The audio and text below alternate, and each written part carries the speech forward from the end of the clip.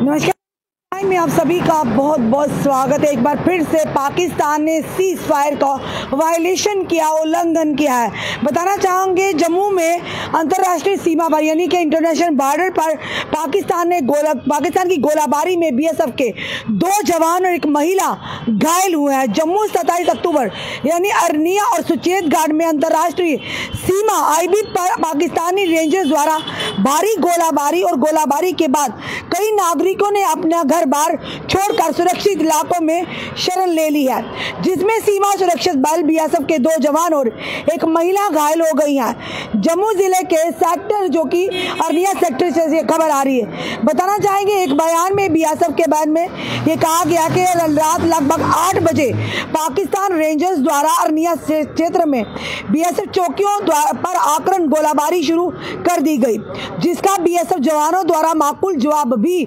दिया गया। अरनिया सेक्टर में गोलाबारी में आधा दर्जन अग्रिम गांवों को निशाना बनाया गया, जिसके बाद पाकिस्तान सैनिकों ने सुचेतगढ़ सेक्टर के 3 गांवों तक गोलाबारी को बढ़ा दिया।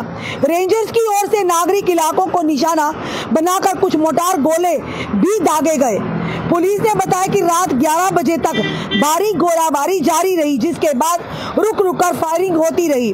अरनिया सेक्टर में फायरिंग में बीएसएफ के 2 जवान घायल हो गए। उनकी पहचान कर्नाटक के बसवराज एसआर 30 वर्षीय और शेर सिंह के रूप में की गई। घायल महिला की पहचान अरनिया के वार्ड नंबर 5 निवासी बलवीर सिंह की पत्नी रजनी बाला उम्र 38 के रूप में हुई है।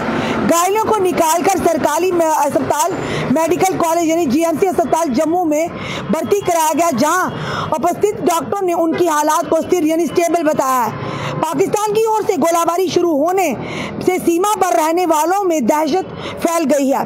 बहुत से मजदूर जो खेतों में काम करने आए थे, सबसे पहले सुरक्षित इलाकों में शरण लेने के लिए गांव छोड़कर चले गए हैं।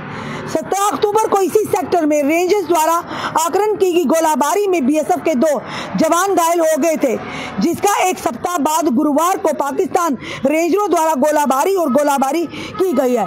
यानी एक बार फिर से पाकिस्तान की नापाक कोशिश, फिर से एक बार पाकिस्तान ने जो कि सीज फायर का वायलेशन किया है। और वो नेता जो बार बार कहते हैं कि बात करने से बात बनती है, कहीं ना कहीं आप खुद सोचिए कि ऐसे नेता जो ये बार बार कहते हैं, तर्क देते हैं कश्मीरी नेता के पाकिस्तान से बात करनी चाहिए, क्या वाकई पाकिस्तान बात करने लायक है, जो बार बार सीज फायर की उल्लंघना करता है, जो बार बार सीज फायर की वायलेशन करता है। और हमारे जो ग्रामीण क्षेत्र के लोग हैं, खुद सोचिए रात से काफी सारे वीडियोस वायरल हो रहे हैं। किसान, वहां के रहने वाले स्थानीय लोग, ग्रामीण क्षेत्र के लोग, किसान इस समय दहशत के माहौल में है। वहां के पंच सरपंच की ऑडियो लगातार वायरल हो रही है, जो अपने ग्रामीण क्षेत्र के लोगों से अपील कर रहे हैं कि अपने घरों के अंदर ही कोनों में रहिए, खिड़कियों दरवाजों के पास ना रहिए, क्योंकि कोई पता नहीं कहां से कोई गोला या मोटार वो दाग दे और किसी की जान चली जाए। रात से कई घरों की जो रसोइयां हैं, वहां पर मोटार के दागने से रसोइयों की यानी तहस नहस हो गई है। कई लोग घर छोड़कर माल मवेशियों के साथ वीडियोस हमारे पास सुरक्षित जगहों पर जाग रहे हैं। यानी जो बॉर्डर एरिया के लोग हैं, वो कहीं ना कहीं अपनी जान को हथेली पर रहकर रहते हैं, पर उनके लिए सुविधा यानी कि इतनी सुविधा जितनी उनको मिलनी चाहिए।